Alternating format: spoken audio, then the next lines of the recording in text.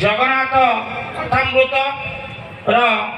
जड़े गवेषक एवं आम बिजुली आलुआर जे मुख्य तांको अनुरोध करती श्रीजुक्त विश्वरंजन देउरी को से आम को दुई पद तांकर कथा रखिबे।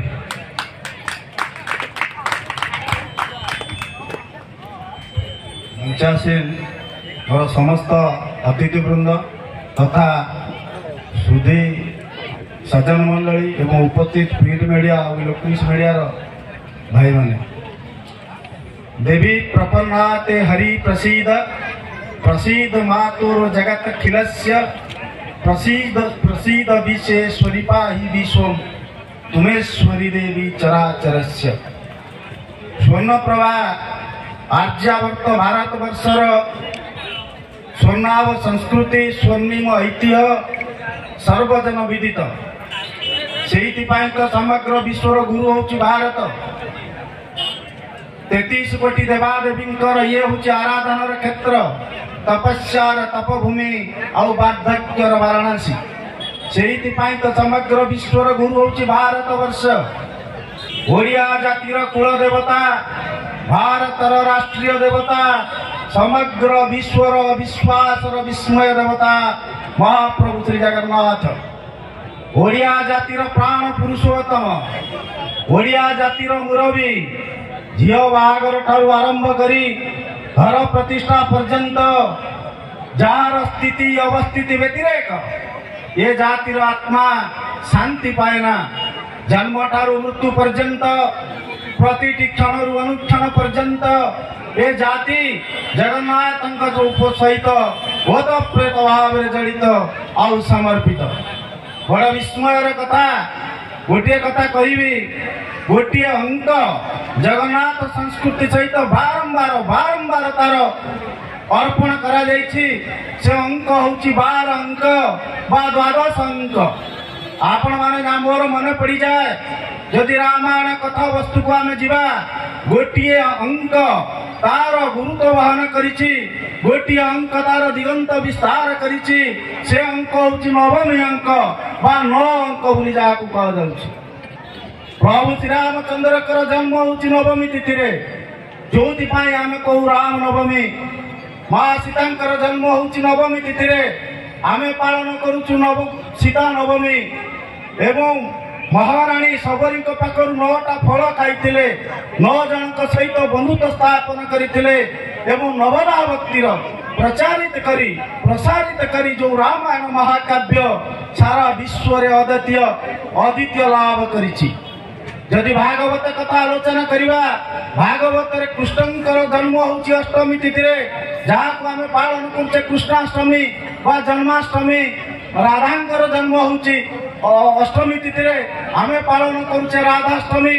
एवं जेतेबेले मथुरा गोपापुर गले से निषादरे 8 जन व्यक्ति को भगवान दर्शन देते।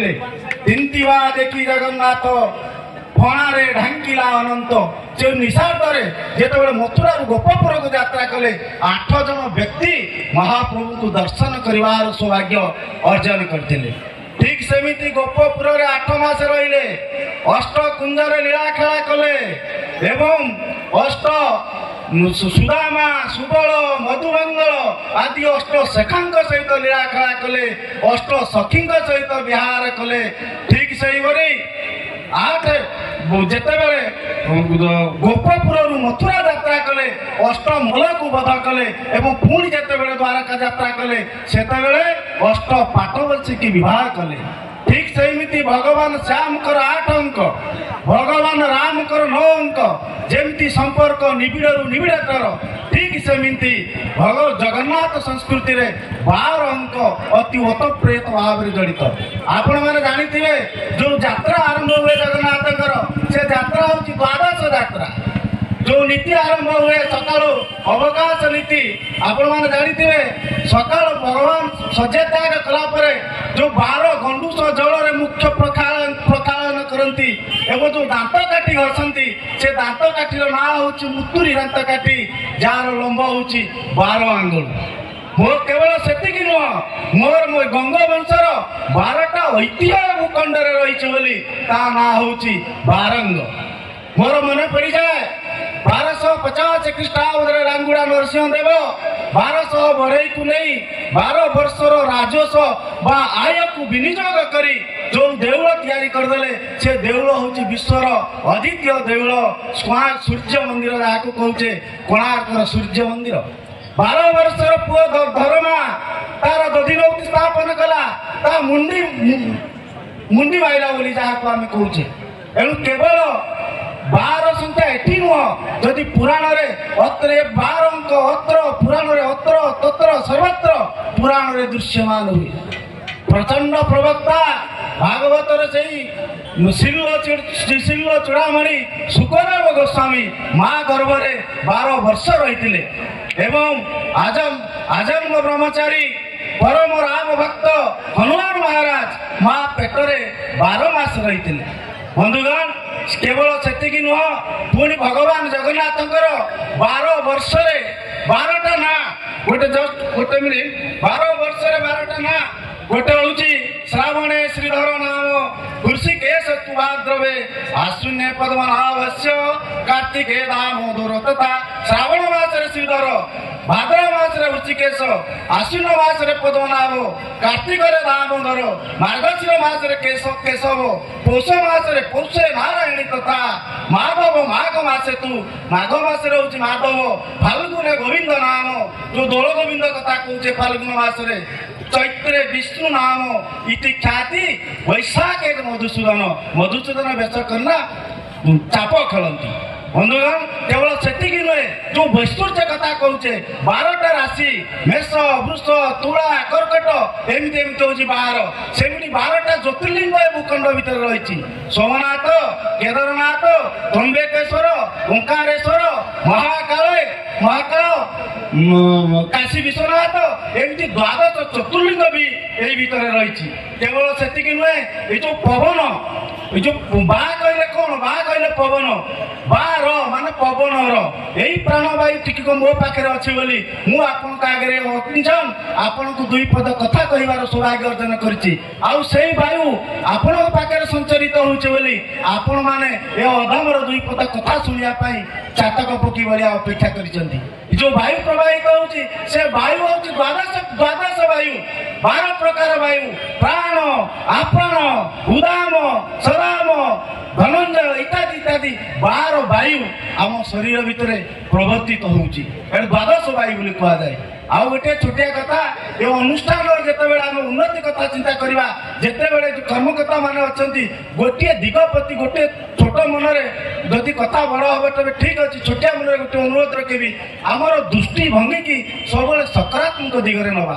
ଦୃଷ୍ଟି ଯେତେ ସଂସ୍କାର ହବ, ଦୃଷ୍ଟି ମନ ଅନ୍ତଃକରଣ ଭିତରେ, ଚେତନା ଭିତରେ ଜାଗରଣ ଆସିବ। ସେଇଥିପାଇଁ କୁହାଯାଏ ଯେ ସେ ଦୃଷ୍ଟି ବୈଶି ସୃଷ୍ଟି। ଯଦି ଦୃଷ୍ଟି, ଗୋଟେ 2 ମିନିଟ୍ ଭିତରେ ସାରୁଛି, ଦୃଷ୍ଟି ଯେତେ ନିର୍ଦ୍ଦିଷ୍ଟ ହବ, ଦୃଷ୍ଟି ଯେତେ ନିର୍ମଳ ହବ, ଦୃଷ୍ଟି ଯେତେ ଭାବ ଦୀପକ ହବ, ଆମର ଚେତନା ଅନ୍ତଃକରଣ ଭିତରେ ଚେତନାର ଉଦ୍ଗୀରଣ ହବ। ଗୋଟେ ଛୋଟିଆ କଥା, ମୁଁ ଆଉ 2 ମିନିଟ୍ ଆପଣଙ୍କ ସମୟ ପ୍ରତି ମୁଁ ସଚେତନ, ମାତ୍ର 2 ମିନିଟ୍ ଭିତରେ ସାରିବି। ଗୋଟେ ଛୋଟିଆ କଥା, ଗୋଟେ ସୁନ୍ଦରୀ ରୂପବତୀ କନ୍ୟା ରାସ୍ତାରେ ଯାଉଛି, ତାକୁ 3 ଜଣ ଦେଖିଲେ, ଜଣେ ଯୋଗୀ ଦେଖିଲା, ଜଣେ ଜଣେ ଯୁବକ ଦେଖିଲେ, ଆଉ ଜଣେ କୁକୁର ଦେଖିଲା, କିନ୍ତୁ 3 ଜଣ ଯାଙ୍କର ଦୃଷ୍ଟି ଭିନ୍ନ ଭିନ୍ନ ରହିଲା। ଯୋଗୀ ଦେଖିଲେ, କହିଲେ ଶରୀର ସ୍ୱରୂପଂ ନବୀନ କଳତ୍ରଂ ଧନଂ ମେରୁତୁଲ୍ୟଂ ଜ୍ୟେଷ୍ଠ ଚାରୁ ଚିତ୍ରಂ ମନଶ୍ଚିହ୍ନ ଲଗ୍ନେ ତତଃ କିଂ ତତଃ କିଂ ତତଃ କିଂ ତତଃ କିଂ ତତଃ କିଂ। ଶଙ୍କରାଚାର୍ଯ୍ୟଙ୍କ ବାଚା। ଏତେ ସୁନ୍ଦର ଚେହେରା ଥାଇ ଯଦି ଗୁରୁଙ୍କର ଶ୍ରୀଚରଣାମୃତରେ ଭକ୍ତି ନାହିଁ, ଯଦି ମନ ଭିତରେ ସେ ରୂପର ଉପରେ ଅଭିମାନ ଅଛି, ଏତେ ସୁନ୍ଦର ମୁଁ ହେଇଛି, ଏତେ ଭଗବାନ ମୋତେ ସୁନ୍ଦର କରି ଗଢ଼ିଛନ୍ତି, ଯଦି ମନ ଭିତରେ ଏ ରୂପର ଅଭିମାନ ରହିଛି, ସେ ରୂପ ଆଦୌ ଦର୍ଶନ ଯୋଗ୍ୟ ନୁହେଁ। ଇଏ ହେଲା ପ୍ରଥମ ବିଚାର। ଦ୍ୱିତୀୟ ବିଚାର, ଯେ ଶରୀର ଯେତେ ସୁନ୍ଦର ହେଲେ କ'ଣ ହବ, ଇଏ ଦିନେ ଦିନେ ମାଟିରେ ମିଶିଯିବ, ଇଏ ଦିନେ ଦିନେ ମାଟି ବିଲୀନ ହେଇଯିବ, ପାର୍ଥିବ ଶରୀର ବିଲୀନ ହେଇଯିବ। ଇରଂ ଶରୀରଂ ଶତସନ୍ଧି ଜର୍ଜରଂ ପତତ୍ତ ଅବଶ୍ୟଂ ପରିଣାମ ପେଷଣଂ। ये स्थल गीतार भगवान कहले वंशाचि दिनानि जथा विहायो नवानि गुणाति नरो पुराणी तथा शरीरानि विहाय दिना नन्यानि संजाति नवानि दे ए शरीर होची स्थल ए सौंदर्य होची पानी फटका भली दिना दिन लिपि जीव एनु आम रूप प्रति ए सौंदर्य प्रति अभिमान करिवार कोनोसी अवकाश नाही ये होची जोगींकर दीटा विचार युवक देखिला कहला सेते सुंदर कन्या एते सुंदर हैची जदि मते से वर्णमाला पकई दियंता जदि मते तार कर अर्पण कर दियंता मु तबे तार सुख संसार मु ताकू पांटार पानी ग्रहण करंती आ सुखर संसार करंती ये हला युवकर विचार तापर कुकुर देखिला कुकुर कहला अरे ये कन्या तो अति सुंदर कन्या बाहर बाह्य आकृति अति सुंदर हैची ये मांसटा केडे सुंदर न हैती ये मांसी ये तो कन्या मरी जाता मत भूरी भोजन टे मिल जाता मत भल गंडा आहार मिल जाता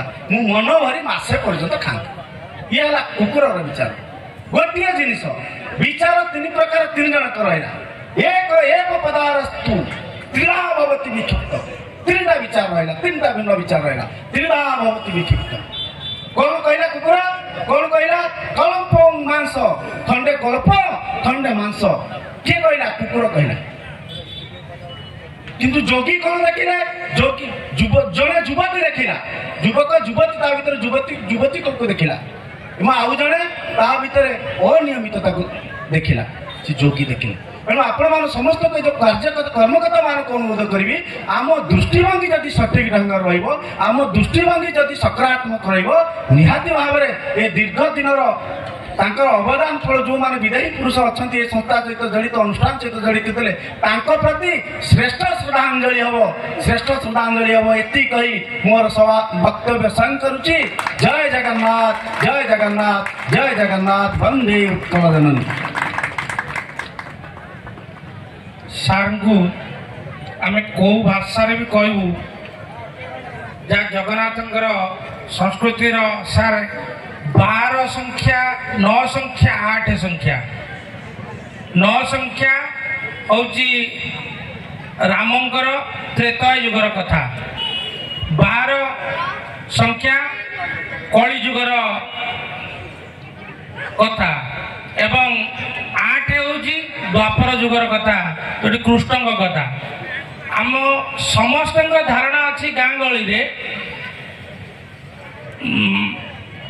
जगन्नाथ को आम 3 थर दर्शन कले मुक्ति लाभ करूँ कि आम जाऊँ मंदिर में मुंडिया मारी चली आसु दोलेश्च दोल गोविंद चापेश्च मधुसूदन रथेश्च वामनं दृष्ट्या पुनर्जन्म न विद्यते तेणुक आम 3 थर जदि जगन्नाथ को दर्शन करवा पुनर्जन्म आब ना कि आम चाहूँ शंकराचार्य कहले कठोपनिषद गीतार पुनरपि जन्मम पुनरपि मरणम पुनरपि जननी जठरे शयनम जो माँ कोल को न